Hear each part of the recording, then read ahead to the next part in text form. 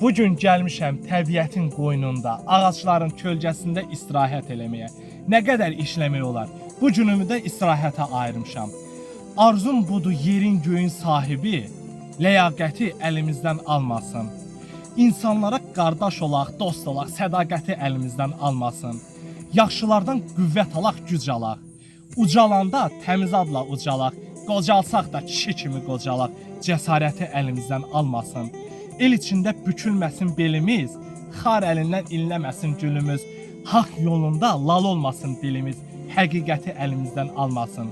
Əlimizi ətəyindən üzməsin, aramızda hicran yeli əsməsin, sevənlər də inciməsin, küsməsin, məhəbbəti əlimizdən almasın, məhəbbəti əlimizdən almasın.